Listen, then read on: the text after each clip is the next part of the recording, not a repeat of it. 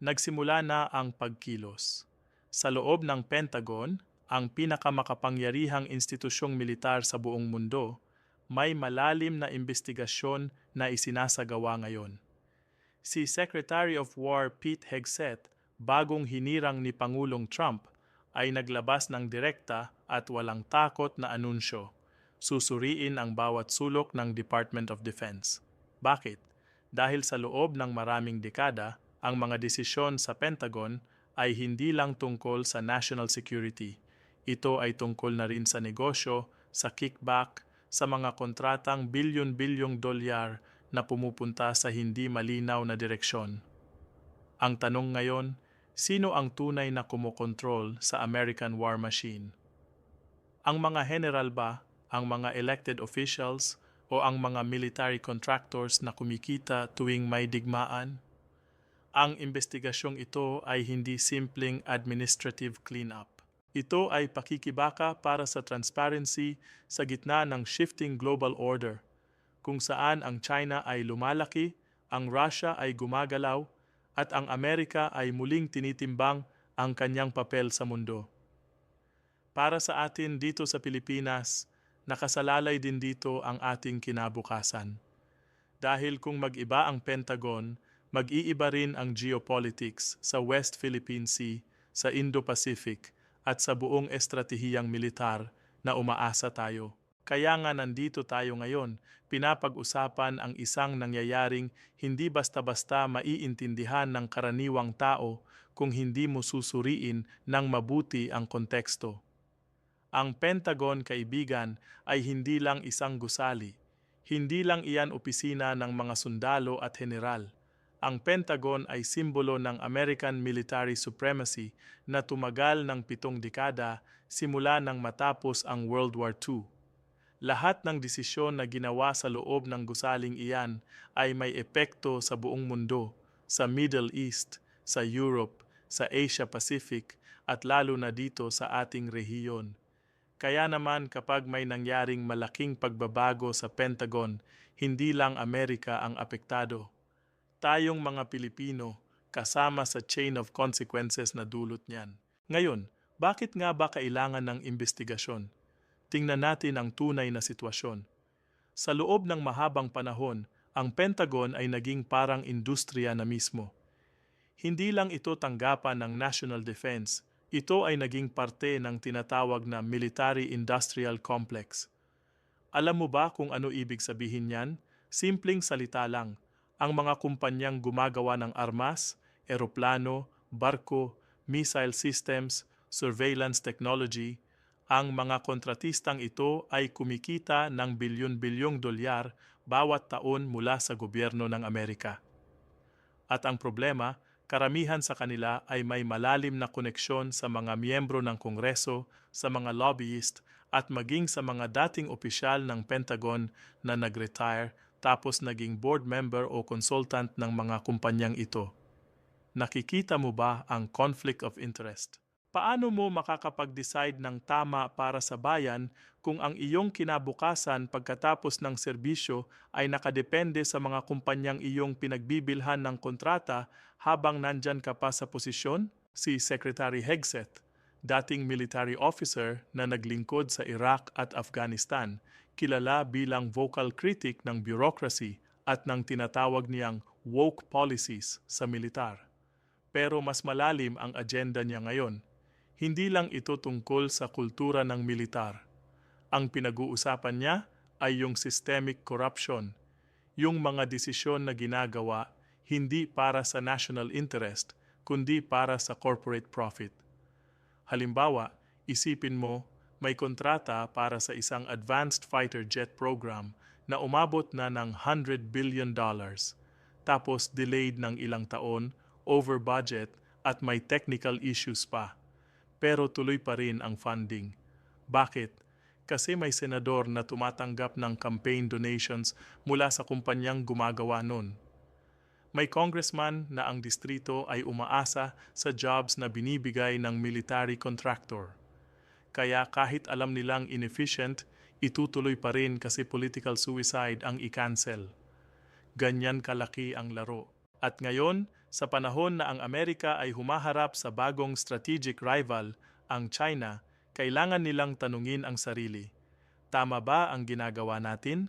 Mayroon bang accountability?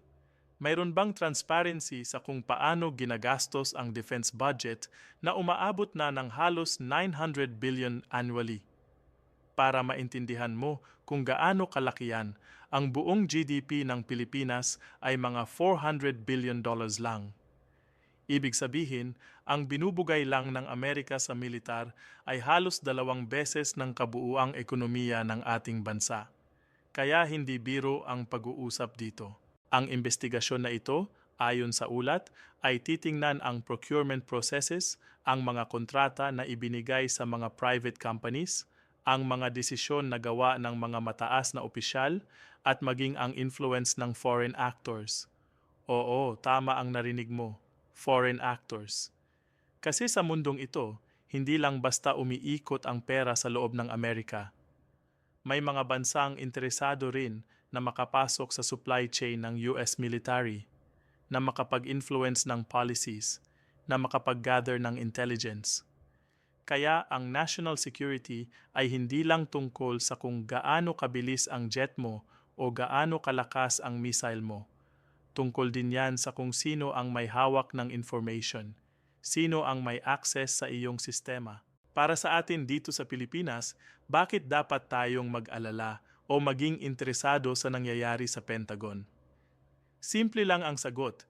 Ang ating security arrangement sa Amerika, ang Mutual Defense Treaty, ang Enhanced Defense Cooperation Agreement, ang Visiting Forces Agreement, lahat ng yan ay nakadepende sa kalakasan at sa political will ng US military. Kapag nag-iba ang priorities ng Pentagon, maaring mag-iba rin ang commitment nila sa Asia-Pacific. Kung mas focused sila sa Middle East o sa Europe, baka mabawasan ang presensya nila dito. Kung mas maraming pondo ang napupunta sa wasteful programs dahil sa corruption, baka hindi nila kayang isustain ang forward deployment sa Indo-Pacific region. At yan ang nakakatakot, kasi habang nangyayari yan, ang China ay patuloy na nag-build up ng military capability, patuloy na nag-assert ng territorial claims sa West Philippine Sea, at patuloy na nag-e-expand ng influence sa ating rehiyon. Ang ibang tao siguro magsasabi, wala namang direktang epekto sa atin yan, pero mali yan. Tayo ay parte ng isang mas malaking chessboard. Bawat kilos ng Washington, bawat shift ng budget allocation, bawat desisyon ng Pentagon leadership, lahat yan ay may ripple effect. Halimbawa, kung dahil sa investigasyong ito, malaman nilang may mga programa na dapat i-cancel dahil walang strategic value at ilipat ang pondo sa Indo-Pacific deterrence, di panalo tayo. Pero kung ang resulta ng investigasyon ay political paralysis, kung mag-resign ang mga key officials, kung mag-slow down ang decision-making, di peligro tayo.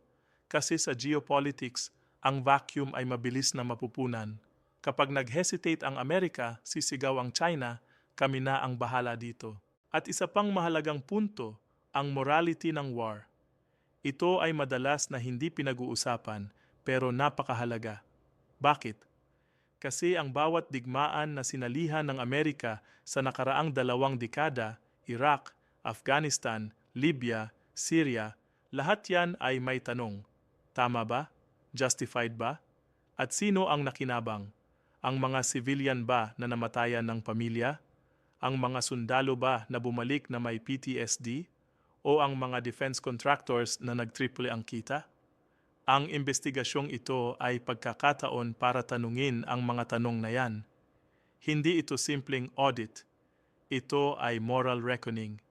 Ito ay pagtatanong kung ang American war machine ay gumagana pa ba para sa ikabubuti ng mundo o naging instrumento na lang ng greed. Si Secretary Hegseth sa kanyang mga pahayag ay gumamit ng matinding salita. Sinabi niya na ang Pentagon ay kailangang maging accountable to the American people, na ang mga desisyon ay kailangang bumalik sa constitutional principles, sa civilian oversight, sa transparency. At yan ang susi, transparency. Kasi sa madilim, Lahat ng masamang gawain ay umuusbong.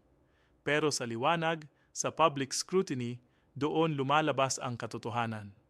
Kaya mahalaga na suportahan ng taumbayan ang ganitong proseso, hindi lang sa Amerika, kundi pati na rin tayo rito na apektado ng outcomes. Tandaan natin, ang mundo ngayon ay nasa pivotal moment. Ang old order na pinamumunuan ng Amerika simula ng 1945 ay nag-shift na. Ang China, Russia, Iran, North Korea, lahat sila ay gumagawa ng sariling bloke, sariling sistema. Ang tanong, kaya pa ba ng Amerika na mamuno? At kung oo, paano? Sa pamamagitan ng diplomacy, ng economic power, o ng military might? Ang sagot sa tanong na yan ay sisimulan sa loob ng Pentagon. Kaya ang investigasyong ito ay hindi lang domestic issue ng Amerika. Ito ay global issue. Ito ay issue na dapat nating bantayan, intindihin at pag-isipan kung paano ito makakaapekto sa ating sariling bansa.